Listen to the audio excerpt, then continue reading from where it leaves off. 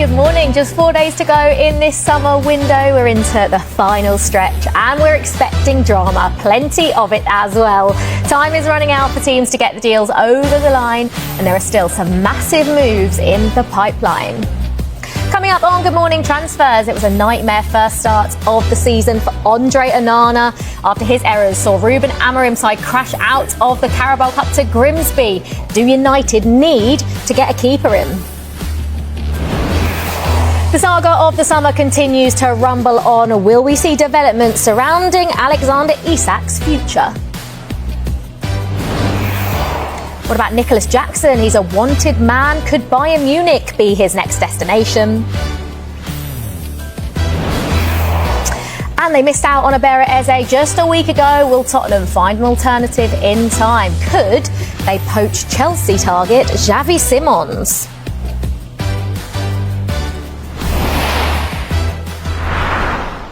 Very good morning to you at home, and to former Wales, Swansea and Everton defender Ashley Williams joins us, and European football expert Andy Brassell is in the studio as well. Great to have you both with us.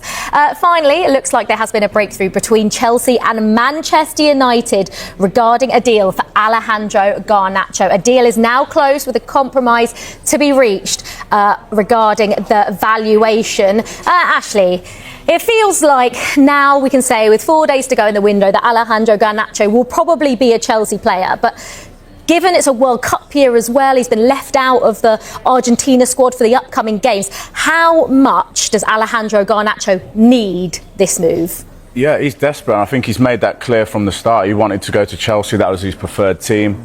It's a good move for Manchester United. Obviously, he's got no desire to play for Manchester United anymore. As you said, he needs to get back into that Argentina squad. So that's where he wants to go. So if this move does go ahead and he gets into that Chelsea club, it's now down to him. I think it's time for him to start showing what he can do regularly, week in, week out. And he's got no more excuses. He can't say he's unhappy, because this is exactly what he wanted. Whether he fits into that system or not, or where he fits in and how they use him, is I'm not sure yet. But for him himself as a player, he wanted this, he's got it. So now it's time to let his actions do the talking. Andy, is this a risk for Chelsea in any way, given the situation Alejandro Garnacho finds himself in at United? I mean, it's less of a risk than if they'd have paid what United actually wanted, but it's still a risk, definitely, because the potential's been obvious for a while, but that we're still talking about potential, I think, is a bit of a concern, because you would have expected him to progress faster. I guess this has been a recurrent problem for Manchester United, isn't it? You've got a player. Can you make him into what he really should be? And there have been so many of those players at Manchester United who haven't turned into that player.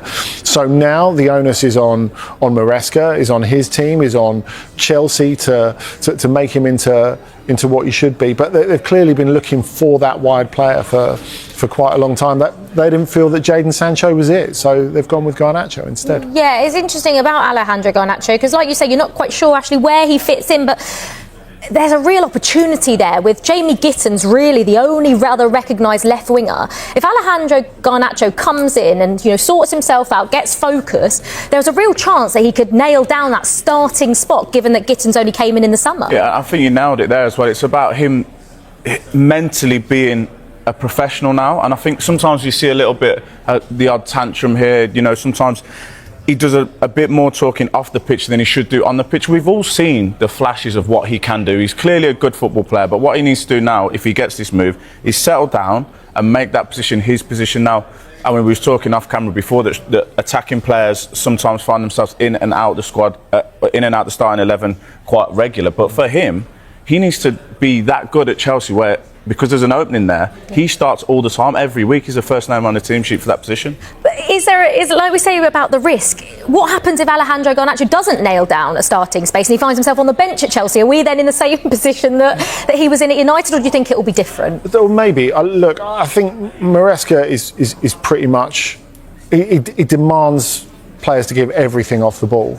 And that has been, I think, one of the major problems with Garnacho. You haven't really seen, on the ball he looks great for a lot of the time, and then when United haven't got the ball, you're like, come on, I want to see a bit more. And I can't believe that Maresca will let him get away with that. And when you look at the competition, as you say, with Jamie Gittins, someone who started last season with Dortmund brilliantly, didn't finish last season brilliantly, and again has an enormous lot to prove. You know, if you think of the sort of players that Chelsea have gone with in recent years, that sort of young and hungry, the competition is so intense.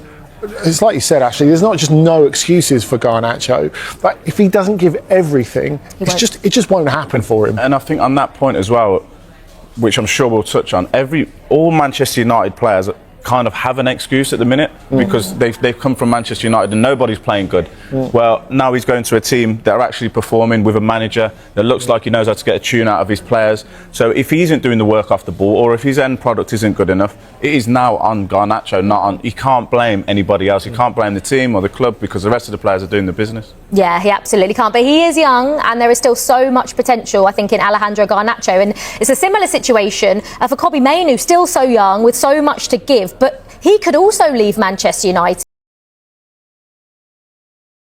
Garnacho spotted in Chelsea gear as Man United agreement close. An old photograph of Alejandro Garnacho sporting Chelsea gear has resurfaced ahead of his anticipated move from Manchester United to Stamford Bridge.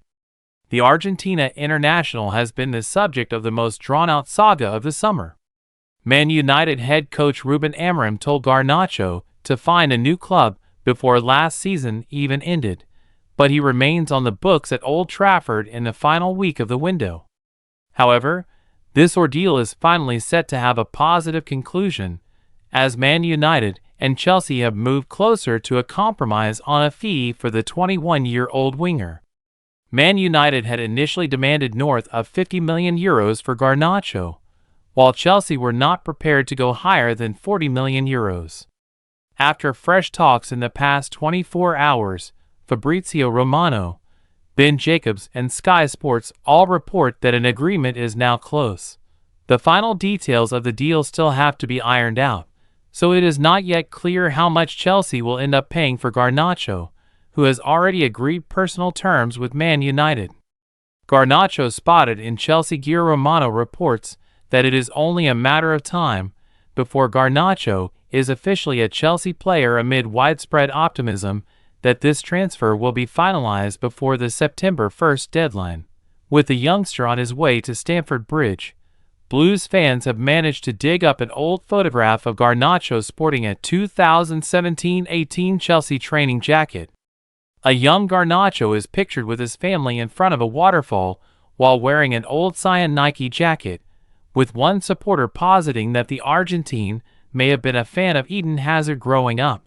Whatever the case, it looks as though Garnacho will soon have his very own Chelsea training apparel, with the Blues closing in on one of the biggest transfers of the final week of the window.